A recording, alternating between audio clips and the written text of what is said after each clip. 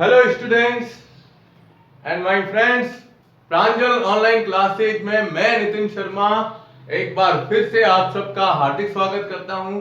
दोस्तों, बहुत लंबे समय के बाद आज एक विचार आया कि देखो, थ्योरी क्लास तो हम हमेशा लेते हैं। थ्योरी क्लास क्या है आप सब जानते ही हो, लेकिन 11th और 12th क्लास के अंदर हम प्रैक्टिकल जो होता है ना, प्रैक्टिकल को किस प्रकार से करते हैं। तो मेरा इस बार जो वीडियो बनाने का पर्पज है वो पर्पज यही है कि हम केमिस्ट्री लैब के अंदर जब जाते हैं, तो केमिस्ट्री लैब के अंदर जाते हैं तो हमारा सबसे मेन जो सबसे मुख्य जो प्रैक्टिकल होता है, चाहे वो 11th क्लास हो चाहे वो 12th क्लास हो, तो उसके लिए सबसे मेन आते हैं, वो होते हैं रेडिकल्स। क्या होते हैं? रेडिकल्स। कि भाई रेडिकल्स क्या होते हैं, रेडिकल्स किस प्रकार से निकाले जाते हैं। तो रेडिकल्स के लिए हम यहां पर आज अपना ये नॉर्मल इंट्रो वीडियो है जिसके अंदर मैं आपको बता रहा हूं कि रेडिकल्स क्या होते हैं, किस प्रकार से होते हैं। तो रेडिकल्स को हम हिंदी के अंदर कहते हैं मूलक। क्या नाम देते हैं? मूलक निकालना। और 99% जितने भी मूलक होते हैं वह मूलक मुख्य रूप से क्या होते हैं? अकार्बनिक यौगिक होते हैं। क्या होते हैं?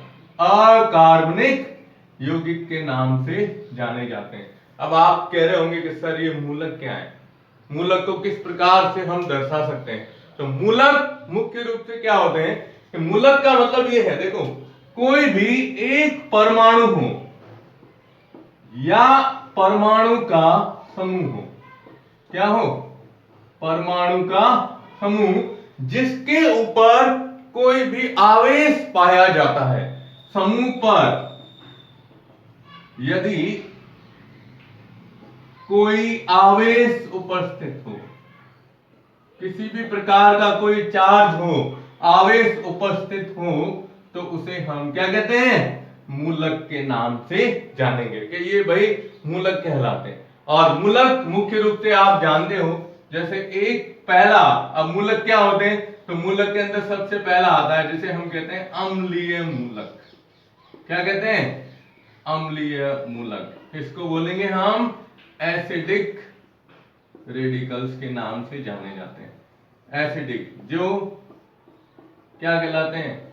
ऋणायन वाले समूह। यानी जब परमाणु के ऊपर कौन सा आवेश हो? ऋणावेश उपस्थित होता है। एक परमाणु के ऊपर जब ऋणावेश उपस्थित होगा तो इस प्रकार से बने हुए मूलक जो होते हैं उनको कहते हैं अम्लीय मूलक के नाम से जाने जाते हैं। क्या कहते हैं? अम्लीय मूलक। ठीक है। और दूसरा होता है जिसे कहते हैं क्षारीय या भस्मीय मूलक। अब देखो आप, एक परमाणु, अब इसको क्या है, यहां एसिडिक है तो ये क्या हो जाएगा? Basic radical. बेसिडिक रेडिकल्स के नाम से जाने जाते हैं। अम्लीय, ये सॉरी, क्षारीय या भस्मीय मूलक कहलाते हैं। क्या होते हैं? जिसके ऊपर या परमाणु का एक ऐसा समूह जिसके ऊपर कौन सा आवेश पाया जाता है? धनावेश पाया जाता है। किसके ऊपर? परमाणु या परमाणु समूह के ऊपर क्या पाया जाए? धनावेश पाया जाता है। तो इस प्रकार के मूलकों को हम क्षारीय या भस्मीय मूलक के नाम से जानते हैं। तो स्टार्टिंग जो अपना ये इंट्रो वीडियो है, इस वीडियो के अंदर मैं आपको यही बता रहा हूं मुख्य रूप से कि भाई अम्लीय और क्षारीय ये दो प्रकार के मूलक होते हैं।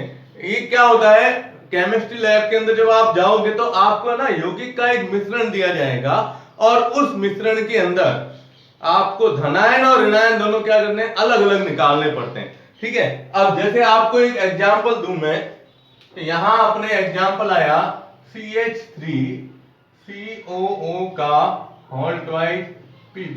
अब मैंने ये एक एग्जांपल लिखा, इसको बोलते क्या है अपन? लेड एसीटेट के नाम से जाना जाता है। अब आप इसमें ये बता सकते हो कि ऋणायन कौन सा है और धनायन कौन सा है। Pb लेड, Pb है क्षारीय या क्या कहते हैं? भस्मीय मूलक, क्योंकि Pb के ऊपर आवेश क्या दिया गया है? Pb2+ के रूप में पाया जाता है। ठीक है। और एक है एसीटेट, और एसीटेट को जब अपन लिखते हैं तो एसीटेट का सूत्र क्या लिखते हैं, CH3COO माइनस के रूप में लिखा जाता है एसीटेट आयन। तो माइनस आवेश है, तो माइनस आवेश होने का मतलब इसके ऊपर क्या है, ये कौन सा है, एसिडिक या अम्लीय मूलक कहलाते हैं। ठीक है, तो ये इनको सबसे पहले क्या होता है ना, परख नली के अंदर मैं इस वीडियो के साथ में एक लिंक डाला हूं, ठीक है ना, और उस लिंक में हमने लास्ट ईयर मैंने एक वीडियो बनाया था जिसके अंदर अपन ने केमिस्ट्री लैब के अंदर कौन कौन से इक्विपमेंट काम में लिए जाते हैं, वो इक्विपमेंट उसके साथ में अपन क्या कर रहे हैं, उस वीडियो का लिंक डाल रहा हूं ताकि आप अगर लैब के अंदर लैब के बारे में कोई भी जानकारी प्राप्त करना चाहते हैं तो प्राप्त कर सकते हैं कि कौन सा इक्विपमेंट है, इसे क्या कहते हैं, क्योंकि बिना इक्विपमेंट के आप प्रैक्टिकल नहीं कर सकते, बिना इक्विपमेंट पहचाने आप प्रैक्टिकल नहीं कर सकते हो।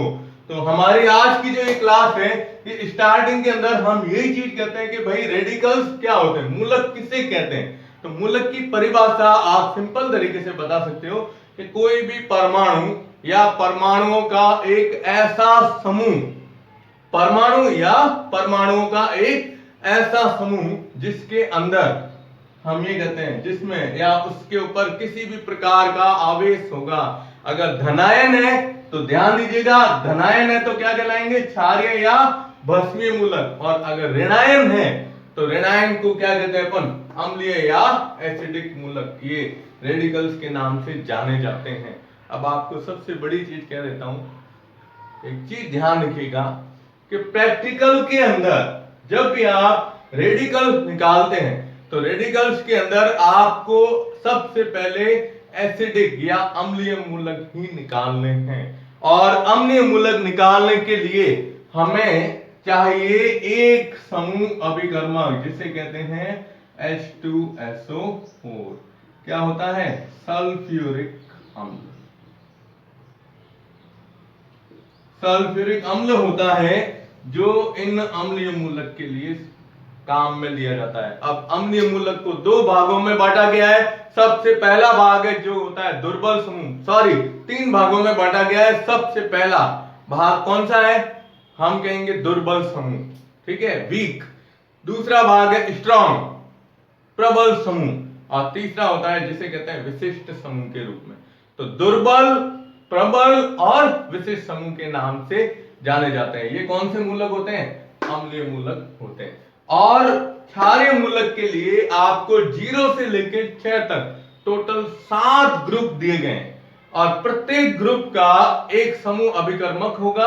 उस अभिकर्मक के द्वारा ही आप उसमें ग्रुप की पहचान कर सकते हो, और उस ग्रुप के अंदर कौन कौन से आयन उपस्थित है, धनायन उपस्थित है, उसका अलग अलग अपन परीक्षण लेंगे। ठीक है, तो आशा करता हूं आपको ये वीडियो पसंद आया होगा।